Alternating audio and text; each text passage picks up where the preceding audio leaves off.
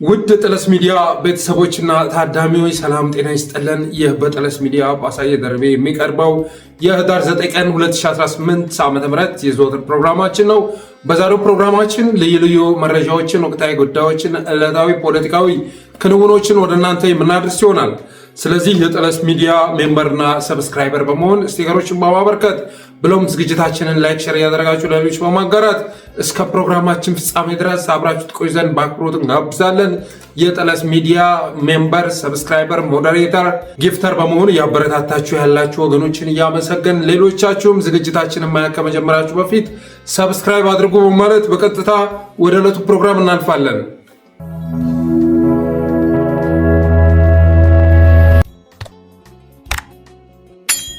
War is peace, freedom is slavery, ignorance is strength ወይንም ደግሞ ጦርነት ሰላም ነው፣ ባርነት ነፃነት ነው፣ ድንቁርና ጥንካሬ ነው እንድል ጆርጅ ኦርዌል 1984 በሚል ዘመን ተሻጋሪ ክላሲካል መጽሐፉ ይህ ስሎጋን በአሁኑ ሰዓት የብልጽግና ፓርቲ ፕሮግራም ወይንም ርዕዮተ ዓለም ሆኖ እያገለገለ ይገኛል።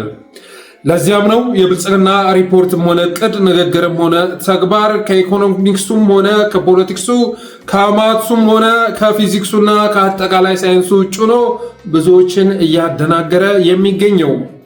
ለምሳሌ ያህል በነባራዊው ዓለም ጦርነትና ግጭት ዜጎችን የሚገድልና የሚያፈናቅል ብሎም የኢኮኖሚ ምሽከት የሚያመጣ የሰላም እጦት ነው።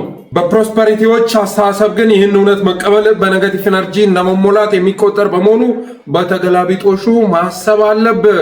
ዋር ኢዝ ፒስ ወይንም ጦርነት ሰላም ነው ብለህ ማመን አለብህ።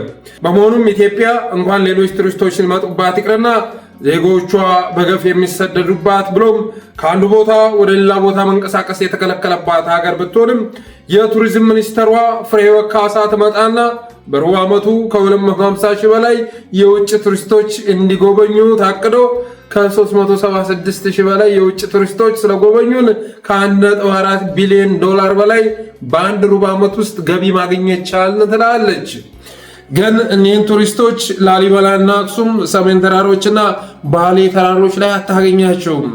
ወደ ሆቴል ሂደህ ስታናግርም ቱሪስት ከጠፋና ሆቴሎቻችን ጾም ማደር ከጀመሩ አልጋ ቤቶቻችን ማለት ነው ጾም ማደር ከጀመሩ 7 ዓመት አለፋቸው ይለዋል። የሰላማዊትን ቱሪስት ፍለጋ ወደ ኮሪደር ልማቱ ከሄድክ ደግሞ ቱሪስት ተብለህ ትመዘገባለህ። ቱሪስት ፍለጋ ሄደህ ቱሪስት ሆነህ ትመለሳለህ። በአሁኑ አመራር በመልካሙ ጸጋዬ የሚመራው የአማራ ክልል ቱሪዝም ቢሮ ደግሞ በህዳር ወር ባቀረበው ሪፖርት ከ3.7 ሚሊዮን የሚበልጥ የውጭና የሀገር ውስጥ ቱሪስት ጎብኝቶናል ብሎ ያርፋል። ሰምተኛል አይደል? ከ3.7 ሚሊዮን በላይ የሀገር ውስጥና የውጭ ቱሪስት ጎብኝቶናል ይላል። ወደ ክልሉ አብይ አህመድ ያዘመተውን ሰራዊት ቱሪስት ብሎ ይመዘግብና በተዘዋዋሪ የአማራ ክልሉ ጦርነት ለቱሪዝም መስፋፋት ትልቅ ሚና እየተጫወተ መሆኑን ይነግራል። ግን መልካሙ ጸጋዬ ይህን ሪፖርት ባቀረበው ማግስት ወደ ላሊበላ አምርቶ የነበረው አቶ አረጋ ከበደ ጋርዶቹ ሲገደሉ እሱ ለጥቂት ማምለጡን ትሰማለህ። ዋር ኢዝ ፒስ በሚለው ስሎጋን ወይንም በስበት ሕግ የሚመራው የፕሮስፐሪቲ ጎስፔል አራማጁ ስራ ግን ኢትዮጵያ ከቱሪዝም የምታገኘውን ገቢ ካጣች ዓመታት እንደተቆጠሩ የአብይ ሪዞርቶችም የሚያድርባቸው አጥተው የሸረሪት ድር እንዳደራባቸውና የሰራተኛ ደሞዝ መክፈል እንደተሳናቸው ጠንቅቆ የሚረዳ ቢሆንም ይህን እውነት መቀበል በኔጌቲቭ ኢነርጂ መሞላት ነው ብሎ ስለሚያምን ለእናንተ ባይታያችሁም ኢትዮጵያ በቱሪስት እየተጥለቀለቀች ነው ይላል። ሌላው ደግሞ ኢኮኖሚክሱ የምርት አቅርቦት ጨምሮ የተጠቃሚዎች ፍላጎት ባለበት ከቀጠለ የምርት ዋጋ ይቀንሳል የሚል ቢሆንም በብልጽግና የምትመራው ሀገር ውስጥ ግን ይሄ የኢኮኖሚክስ ቲዮሪ አይሰራም። እናም በልማት ትሩፋት ከ9.4 ቢሊዮን በላይ እንቁላል ተመረተ ብለው ይነግረዋል። ግን ዋጋው ሲጨምር ነው የምትመለከተው። ከ9.4 ቢሊዮን በላይ እንቁላል ተመርቶ በዛው ላይ ደግሞ እንቁላል የሚበላው ዜጋ ቁጥር እየቀነሰ ባለበት ሁኔታ ያን እንቁላል ዋጋ ከ20 እስከ 25 ብር ሲገባ ትመለከታለን። ለዛም ነው ከኢኮኖሚክሱ በተቃራኒ ነው የአብይ ኢኮኖሚ ምልህ። በልማት ትሩፋት ከ13 ቢሊዮን ሊትር ወተት ተመረተ ይሏል። ዛሬ ወተት የሚጠጣው ፍላጎቱ ሊያርቅ ቀጥቶ እየቀነሰ ቢመጣም ግን 1 ሊትር ወተት 120 ብር እየተሸጠ ነው በኢትዮጵያ ሰማይ ስር።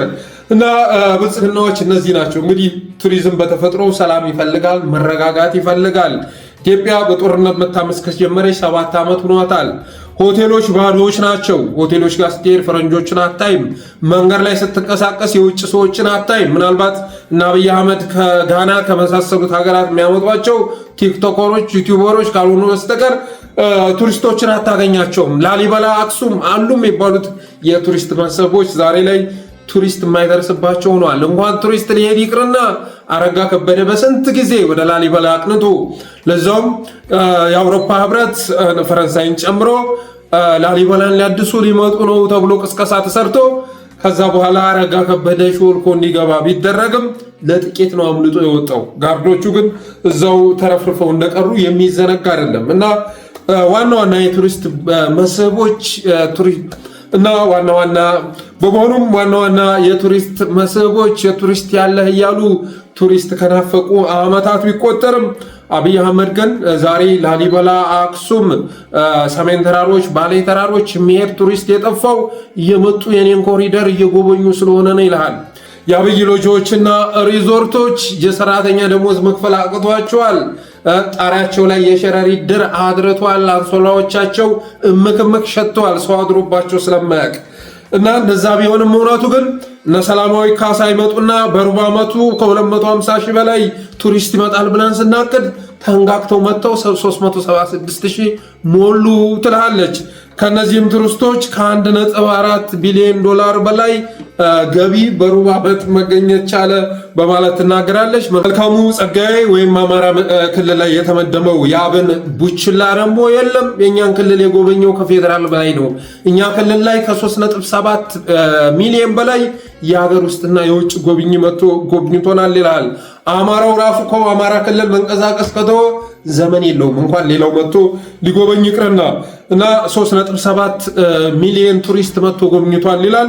ምንድነው ተብሎ ሲጣራ የአብይ አህመድ ወታደርን ቆጥሮ እንደመጣ ትረዳለህ። በተመሳሳይ መልኩ እንግዲህ በኢኮኖሚክሱም ስትመጣ አቅርቦቱ ጨመረ ይሏል። ኢትዮጵያ በታሪክ አይተው የማታውቀውን ለአፍሪካ የሚበቃ ወተት፣ እንቁላል መመረቱን ትሰማለህ።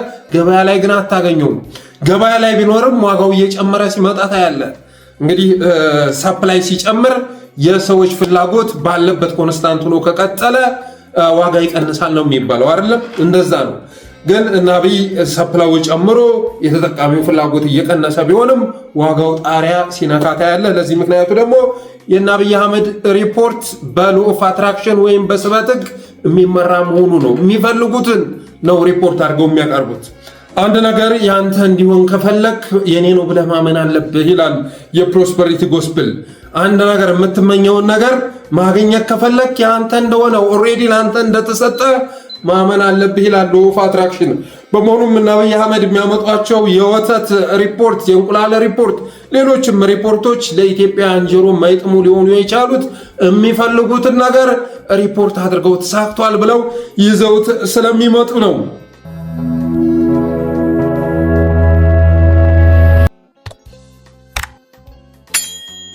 ሌላኛው ርዕሳችን ኦፌኮና ኦነግ ለሽመልስ አብዲሳ የጻፉትን ደብዳቤ ይመለከታል። በክልላችን ሁኔታ በኦሮሚያ ሲቹዌሽን ላይ መነጋገር ስለምንፈልግ በአስቸኳይ መድረክ እንዲመቻችልን እንጠይቃለን ብለዋል ዳውድ ኢብሳና ፕሮፌሰር መራራ ጉዲና። አሁን ላይ ኦሮሚያ ክልል ላይ የሆነ ያለውን ነገር ስትመለከቱ በተለይ ደግሞ የሰሜኖች ጥምረት እየተፈጠረ ነው ከተባለ ጊዜ አንስቶ ጥገናዊ ለውጥ አካሂደው ይህን አገዛዝ አብይ አህመድን አስወግደው ስልጣኑን ለመረከብ ስርዓቱን ለመታደግ አንዳንድ እንቅስቃሴዎች እየተደረጉ መሆኑ ይታወቃል። ከሰሞኑም በዩኒቨርሲቲዎች የተነሳውን አመፅ በተመለከተ አንዳንድ ፕሮግራሞች ስንሰራ አስተያየት ይሰጣሉ። አሳዬ እንደዚህ ታስቦ እኮ ነው ከሜኖች ከመጡ አብይ አህመድ መወገዱ ስለማይቀር እሱን እናስወግድና ስርዓቱን እንታደግ ተብሎ ስለታሰበ ነው እና ይህን መረዳት አለብህ በማለት ሜሴጅ የላኩልኝ ሰዎች አሉ። ይሄ ሳይገባኝ ቀርቶ አይደለም። አሁን የነ ጀዋር አስተሳሰብ የኦሮሞ ፖለቲከኞች አስተሳሰብ ግልጽ ነው። እነ ዳውድ ኢብሳና ፕሮፌሰር መራራ ጉዲናም ሽመልስ አብዲሳን የፈለጉት ይህን ሰውዬና ሽቀንጥረውና ስርዓቱን እንታደግ ከእጃችን ሊወጣ ጫፍ ላይ ደርሷል ለማለት መሆኑ ግልጽ ነው። በተለያዩ አቅጣጫዎች አመፅ አብዮት የሚዋለድበት ጊዜ ላይ ነው ያለ ነው። ይህን ስለተረዱ ለአንድ ሰው ተብሎ አንድ ትልቅ ህዝብ ዋጋ ሊከፍል አይገባም። ይህን ወፈፌ ሰውዬ ጠርገንና ባርና ስርዓቱን እንታደግ የሚል ጥሪ ለማቅረብ መሆኑ መገመት አይከብድም። ግን ምን አማራጭ አለ? ምን አማራጭ አለ? የተወሰነ ጥገናዊ ለውጥ ሊያመጣ የሚችል ነገርም ሲመጣ እዛ ጉዳይ ላይ ልትሰራበት ይገባል። ፋኖ በምፈልገው ልክ መንቀሳቀስ ካልቻለ እንኳን ኢትዮጵያ ማስተዳደር ይቅርና አፋብኃ የሚባል ድርጅት መስርቶ እሱን የሚሰበስብ ሰብሳቢ መምረጥ ስራ አስፈጻሚ ማዋቀር ካቃተው አማራ አይመራኝም ብለው ካሰቡ ለአፋብኃ ከየት ይምጣላችሁ? ሰብሳቢ ከየት ይምጣላችሁ? ከአምቦ እናምጣላችሁ? ከጅማ እናምጣላችሁ? እንድትስማሙ ከየት እናምጣላችሁ? ንገሩን።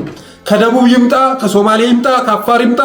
በእርግጠኝነት አንዴ ደቡብ አንዴ ሶማሌ ቢመረጥ ኖሮ ይሄኔ ተቀብላችሁት ነበር።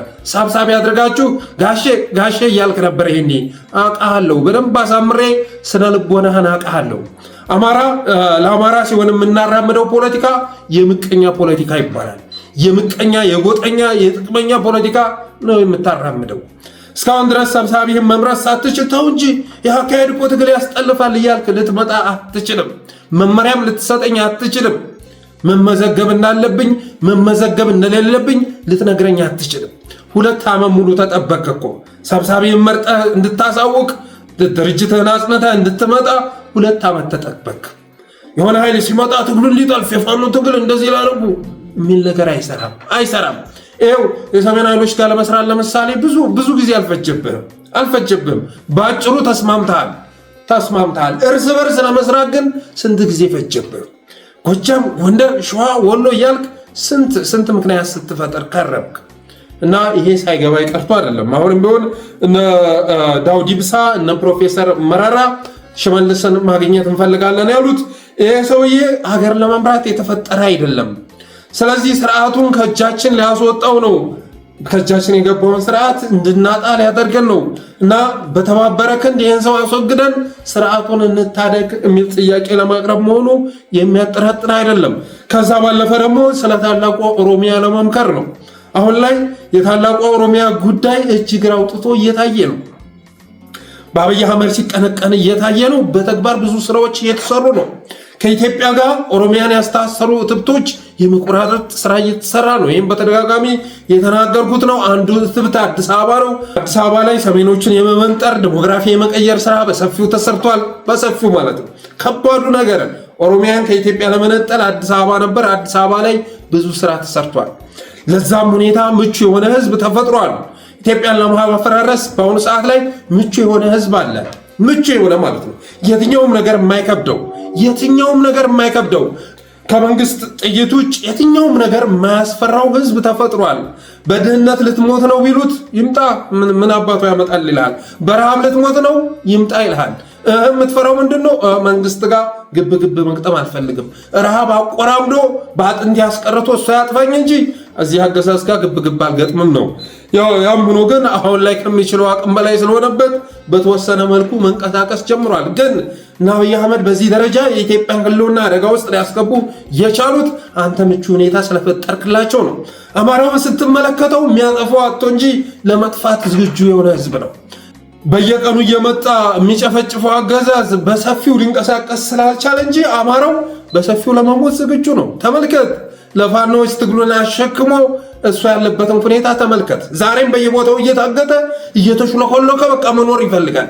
በየቦታው እየታገተ ሌሎች ክልሎች ላይ እንቅስቃሴ ሲደረግ አማራ ክልል ውስጥ ያሉ ዩኒቨርሲቲዎች ላይ አንዳች እንቅስቃሴ አልተደረገም። አንዳች እና እኔ ክልሉ ላይ ምን ተደርጎበት ነው እላለሁ። አንዳንድ ጊዜ ሳስበው ህዝብም እንደ ብአዴን ይሆናሉ ብዬ ጠይቃለሁ። ህዝብም እንደ ብአዴን ይሆናል? በዚህ ልክ ብአዴን እንኳ ቢያጎበድል ጥቅሙን እያስከበረ ነው። አንድ ህዝብ ግን ጥቅሙን እያጣ ሁሉን ነገሩን እያጣ በዚህ ልክ እንዴት ክብሩን አሳልፎ ሊሰጥ ይችላል? በዚህ ልክ እንዴት ገባር ሊሆን ይችላል? እንዴት ሳይታገል ሊሸነፍ ይችላል? አማራ ህዝብ እኮ አልታገለም ጋይስ፣ አልታገለም። እስካሁን ድረስ አልታገለም። ልጆቹ ናቸው የታገሉት። በሰላማዊ ሰልፍም በምንም ብትለው ልጆቹ ናቸው የተንቀሳቀሱት። ይህን ህዝብ ዋጋ እያስከፈላችሁት ነው ይባላል። አይደለም፣ ልጆቹን ዋጋ እያስከፈላቸው ነው አማራ።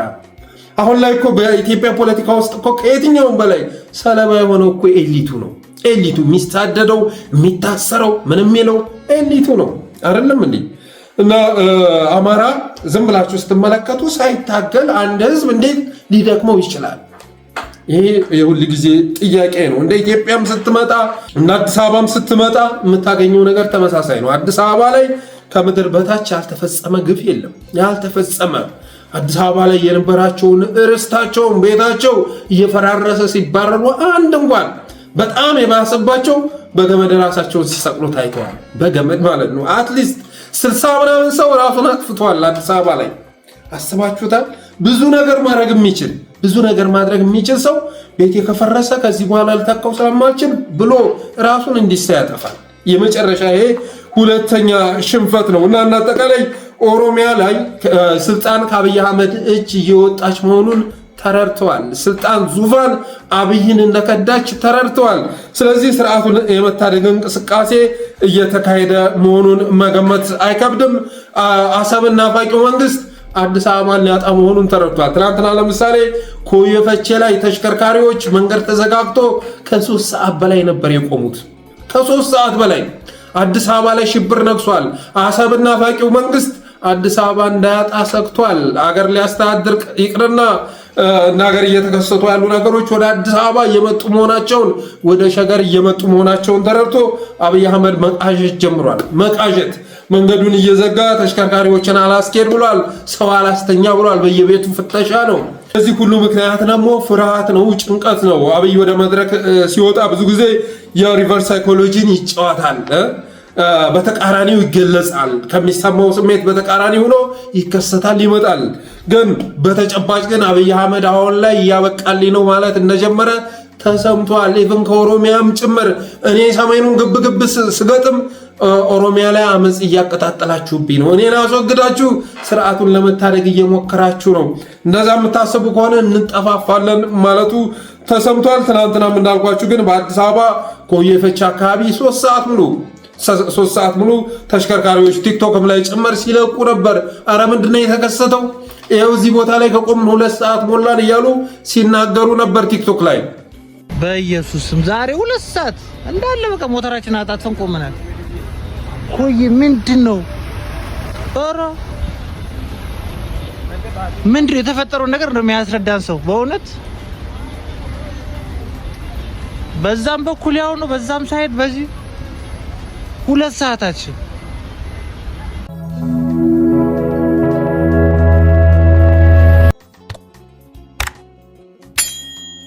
ሌላኛው መረጃችን የቢቢሲ ዘገባን ይመለከታል። ቢቢሲ ዛሬ የሚረብሽ ዘገባ አውጥቷል። በእርግጥ አዲስ ነገር አይደለም፣ ግን ጥሩ ዘገባ አውጥቷል። በአማራ ክልል ባለው ጦርነት በሺህ የሚቆጠሩ ሴቶች መደፈራቸውንና ልዩ ልዩ ጥቃት ማስተናገዳቸውን የሚገልጽ ዘገባ ቢቢሲ አውጥቷል። ቢቢሲ ባሰባሰበው መረጃ ከሐምሌ 2015 ከ2016 ልትሉት ትችላላችሁ እስከ ግንቦት 2017 አንድ ዓመት ማለት ነው። ከ8 ዓመት እስከ 65 ዓመት ዕድሜ ያላቸው በሺህ የሚቆጠሩ ሴቶች መደፈራቸውን ዛሬ በሪፖርቱ አመላክቷል። ከ43 ጤና ጣቢያዎችና የሕክምና ምንጮች በተገኘ መረጃ ከሐምሌ 2015 2016 እስከ ግንቦት 2017 2697 የተደፈሩ ሴቶች ማግኘቱን ገልጿል። ከ43 ጤና ጣቢያዎች ባሰባሰበው መረጃ አንድ ዓመት ባልሞላ ጊዜ ውስጥ 2697 ሴቶች መደፈራቸውን ገልጿል። ከነዚህም መካከል 45%ቱ ከ18 ዓመት በታች መሆናቸውን በዘገባው አመላክቷል። እንግዲህ ብዙ ጊዜ አይታችሁ ከሆነ በተለይ በገጠሯ ኢትዮጵያ ያሉ ሴቶች ሲደፈሩ ወደ ጤና ጣቢያ ወደ ሕክምና ተቋም የሚሄድ ልምድ የላቸውም። ገመናቸውን ደብቀው ስቃያቸውን በውስጣቸው አምቀው ወደ ውስጥ ነው የሚያለቅሱት እህቶቻችን። እነዚህ ደፍረው በጣም ተሰቃይተው በደቦ ተደፍረው ወደ ሕክምና ጣቢያ የሄዱ ነው። በበሽታ ተለቅፈው ወደ ሕክምና ጣቢያ የሄዱ ናቸው። ተጎጂዎችንም አነጋግሯል እና በጣም አሳዛኝ የሆነ ታሪክ ነው ያወጣው። እናም ቢቢሲ ያወጣውን መረጃ በአማርኛም በእንግሊዝኛም ለዓለም አቀፍ የሰብአዊ መብት ተቋማት ማድረስ ይገባል። ይህንን ልትሰሩ ይገባል። ዲያስፖራዎች በሰፊው ልትሰሩበት ይገባል። አገር ውስጥ ያለው አሁን ኢሰመኮን የተቆጣጠረው ብርሃኑ አደሎ በእህቶቻችን ላይ እየቀለደ ነው፣ በቤተሰቦቻችን ላይ እየቀለደ ነው። እንኳን አይደለም አሁን ያለውን ጥቃት ሊያጋለጥ ይቅርና ከሱ በፊት በዶክተር ዳንኤል በቀለ ጊዜ የድሮን ጥቃት መፈጸሙን የሚያሳይ ነገር አላየንም እያለ ነው። እና ካድሬ አምጥቶ ቢሮ ማይገባና ጠቅላይ ሚኒስትሩ ቢሮ ሲያለቀልቅ የሚውል የኢሰመኮ ኮሚሽነር ከተሾመ በኋላ በአመት አንድ ጊዜ በ6 ወር አንድ ጊዜ እንኳን የሚወጣው ሪፖርት ቀርቷል። ግን ቢቢሲ ደግሞ ዛሬ ተጨባጭ ሆነ በእህቶቻችን ላይ የተፈጸመውን ያስገድዶ መድፈር ወንጀል ይፋ ያደረገ ዘገባ አውጥቷል። በነገራችን ላይ ከዚህ በፊትም እኔን በተመለከተ አንድ መረጃ አድርሻችሁ ነበር።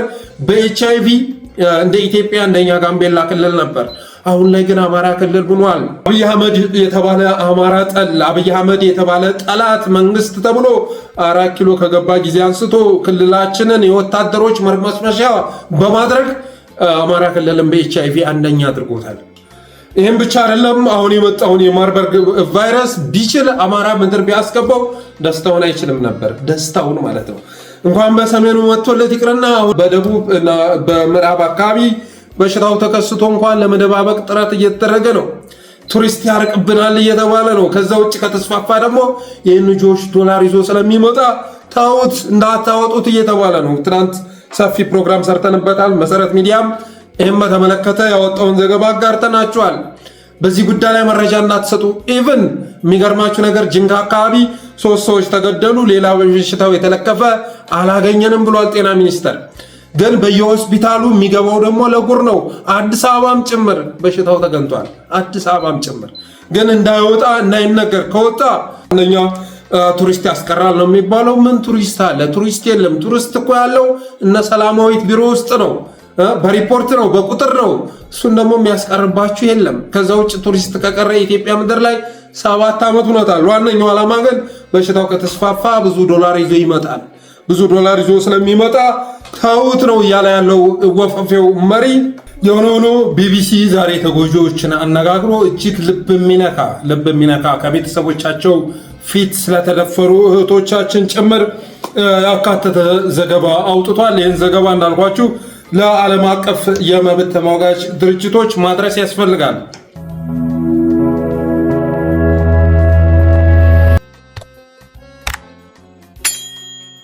ሌላኛው ርዕሳችን ከደቡብ አፍሪካው አሊያንስ ማኔጅመንት ሎጎውን እንዳለ የገለበጠው የኢትዮጵያ የኒውክሌር ኃይል ኮሚሽን በነጅዋር በትናንትናው ዕለት መጋለጡ የሚዘነጋ አይደለም።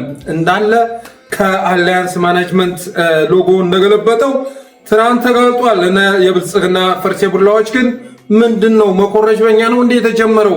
ፔፕሲኮ እና የኮሪያን ኤር ሎጎ እኮ ተመሳሳይ ነው። ስለዚህ ወይ ፔፕሲ ከኮሪያን ኤር ኮርጇል ወይም ደግሞ ኮሪያን ኤር ከፔፕሲ ኮርጇል በማለት ኩረጃ በኛ አልተጀመረም የሚል ፕሮፓጋንዳ ትናንት ሲነዙ ነበር። ስታርባክስ እና ስታር ፕሪየም ተመሳሳይ ነው ሎጎቸው። ስለዚህ ይሄ ሎጎ መኮረጅ፣ ሎጎ መገልበጥ በእኛ የተጀመረ አይደለም የሚል ማስተባበያ ይዘው መጥተው ነበር። ዛሬ ለጠለስ ሚዲያ የደረሰው መረጃ በዚህ ሎጎ 85 ሚሊዮን ብር እንደተበላበት የሚያመለክት መረጃ ደርሶናል። በዚህ ከደቡብ አፍሪካው አሊያንስ ማኔጅመንት በተገለበጠ ሎጎ እሱን ለመኮረጅ 85 ሚሊዮን ብር እንደተበላበት የደረሰ መረጃ ያመለክታል። ከዚህ በፊት እንግዲህ ሪከርዱን የያዘው ንግድ ባንክ ነበር። 600 ሚሊዮን ብር ለአንድ ሎጎ መውጣቱ ተረጋግጦ ነበር። ዛሬ ደግሞ የኢትዮጵያ ኒውክሌር ኃይል ኮሚሽን ስሙን መጥራት ራሱ ሲቀፍ የመጨረሻ ድህነት ማጥ ውስጥ ገብታ እየዳከረች ባለች ሀገር ውስጥ አንድ ማጥ ውስጥ እየዳከረ ሰማይ ላይ የመንሳፈፍ ስሜት የሚሰማው ጨቅላ ያመጣውን ስያሜ ተቀብሎ የኢትዮጵያ ኒውክሌር ኃይል ኮሚሽን እያሉ መጥራት ራሱ ይዘገንናል። ያም ሆኖ ግን ኮሚሽኑ ገና ስራ ከመጀመሩ 85 ሚሊዮን ብር ለሎጎ ማውጣቱን የደረሰ መረጃ ያመለክታል። ያው እንግዲህ ሎጎ ሲሰራ ኃላፊው ከግማሽ በላይ ያለውን ይወስዳል፣ የተወሰነውን ደግሞ ሎጎውን ለኮረጀው ትከፍላለህ እና አዲሷ ኮሚሽን 50 ሚሊዮን ብር ኪሱ አስገብታለች። ገና ስራ ሳይጀመር የአብይ አህመድ ሻንጣ ተሸካሚ የነበረው የአብይ አህመድ ተላላኪ የነበረው ኮሚሽን ገና ስራ ሳይጀምር 50 ሚሊዮን ብር ወደ ኪሱ አስገብቷል። ያው ብልጽግና ቤት ውስጥ ሙስና የሚገርም ጉዳይ አይደለም፣ ርዕስም አይደለም። አንድ ባለስልጣን እንደውም ወደ ስልጣን ሲመጣ ጨዋ ከተጫወተ አብይ አህመድ አይመቸውም። መጀመሪያ ሙስና እንድትበላ አድርጎ ካስነካካ በኋላ ተላላኪ ማድረግ ነው ደስ የሚለው እና ሙስና ያቀርብልሃል። ገና ስራ እንደጀመርክ በሎጎ በምናምን በአሳንሱር ገጠማ በቢሮ እድሳት ሙስና ያቀርብልሃል። እሱን ከበላ አብረህ መስራት ትችላለህ። እማላቅ እንዳይመስልህ የበላውን ገንዘብ እኮ አውቃለሁ እየተባልክ አንገትህን ደፍተህ ክቡር ጠቅላይ ሚኒስትራችን ከሳቸው በመጣ ሀሳብ አመንጭነት ምናምን እያልክ እየዘበዘብክ ትኖራለህ። ጨዋ ከተጫወትክ ግን ሙስና ሲቀርብልህ አልበላም ካልክ ግን አብይ አህመድ አትመቸውም። እንደዛ አይነት ሰው የሆነ ሰዓት ላይ ስርዓቱ ካልተመቸው በጭንቅላቴ ይተክለኛል ብሎ ስለሚያስብ አብይ አህመድ አይመቸውም። ሰው ይህን 50 ሚሊዮን ብር ሙስና መበላት ያን ያህል ለብልጽግናዎች አስገራሚ ጉዳይ አይደለም፣ የተለመደ ክስተት ነው።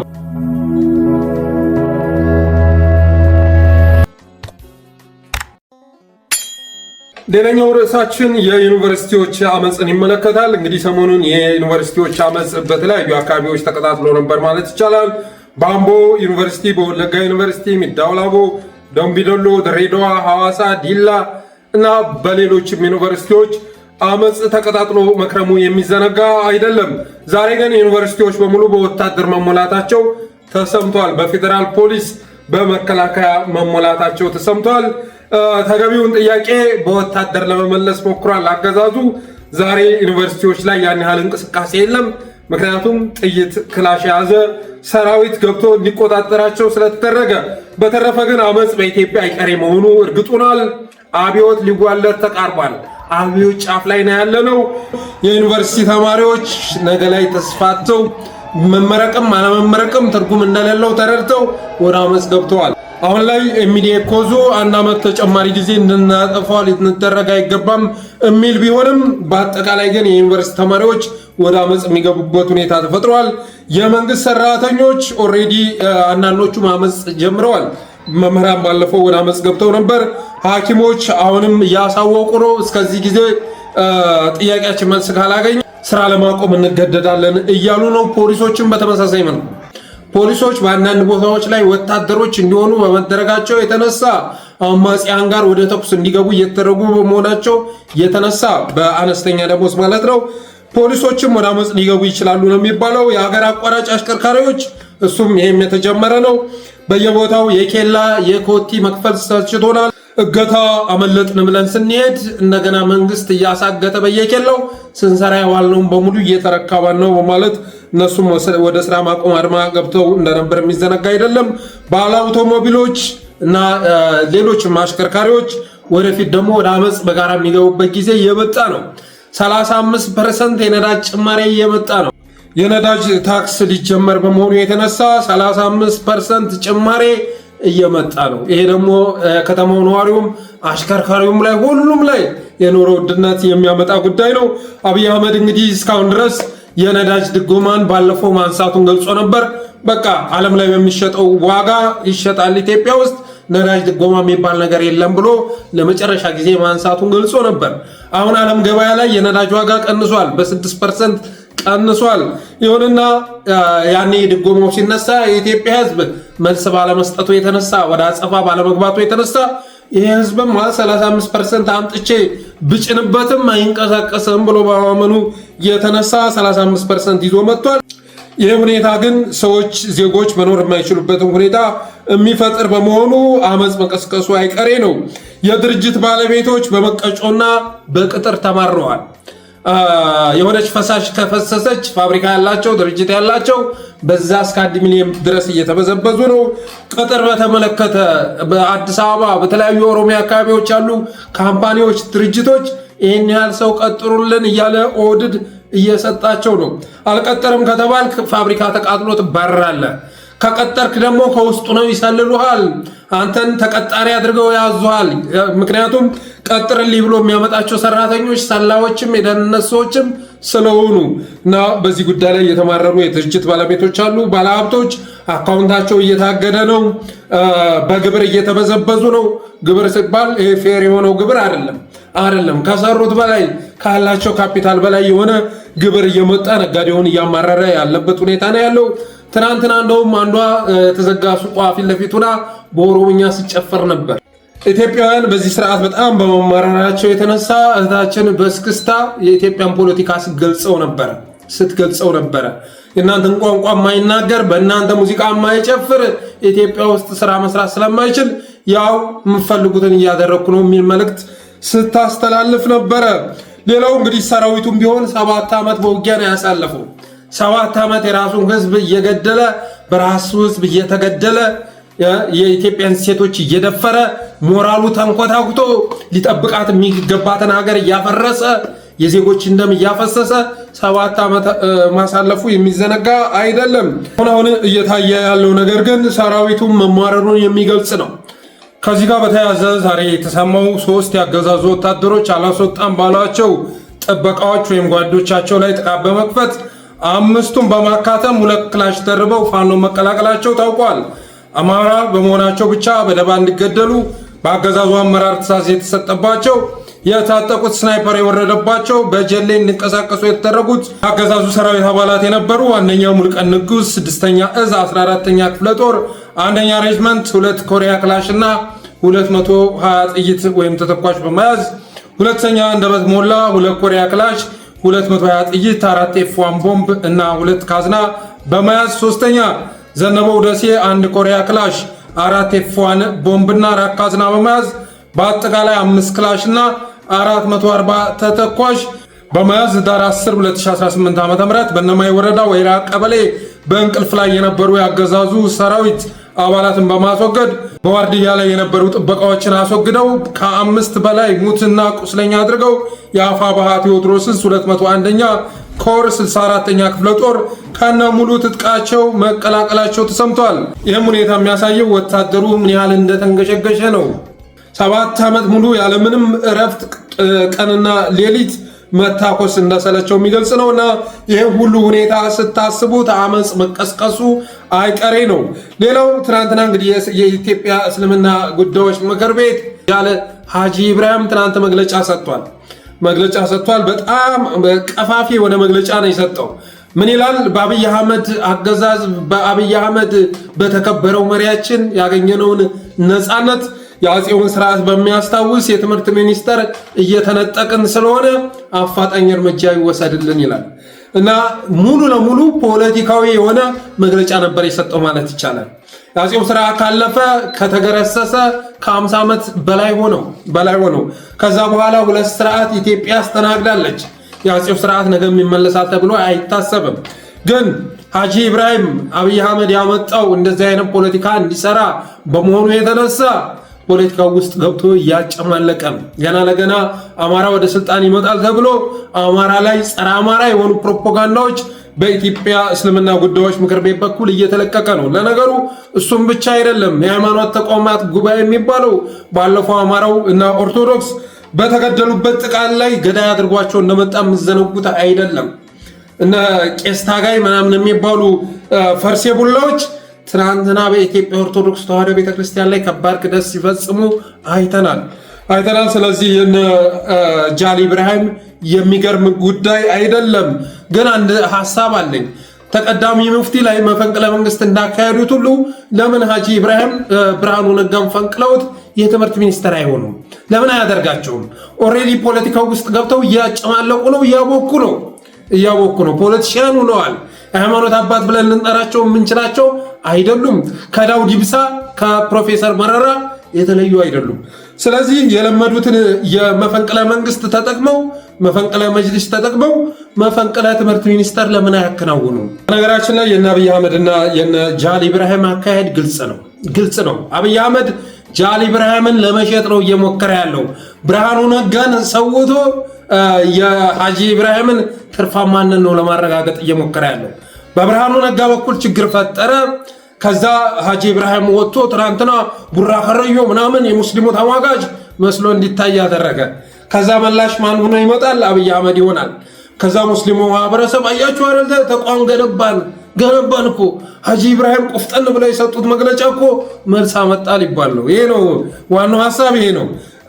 ከግዕዝ አጀንዳም ጀርባ ያለው ሚስጥር ይሄ ነው። ብአዴን እንደውም አሁን ላይ የተቃውሞ ሰልፍ እያዘጋጀ መሆኑን የደረሰ መረጃ ያመለክታል። ከኦህዴድ ጋር በመመካከር ብአዴን የግዕዝ አጀንዳን ካመጣ በኋላ ወሃቢያዎች ጋር አብሮ እየሰራ ነው።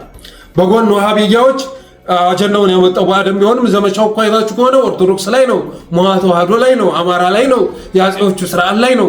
ስለዚህ ይህንን እንትናችሁን ለምንድነው ወደ አደባባይ ይዛችሁ የማትወጡት እያለ መሆኑን የደረሰ መረጃ ያመለክታል። ባዕድም ባመጣው አጀንዳ አማራን የሚያወግዝ ሰልፍ ለማዘጋጀት ዱብ ዱብ እያለ መሆኑን የደረሰ መረጃ ያመለክታል። ከዛ አብይ አህመድ ይሄ ነገር መቅረት አለበት ብሎ በቴሌቪዥን መጥቶ ይናገርና ከዛ በኋላ የሙስሊሙን ጥያቄ የመለሰ ንጉስ ይባላል ማለት ነው።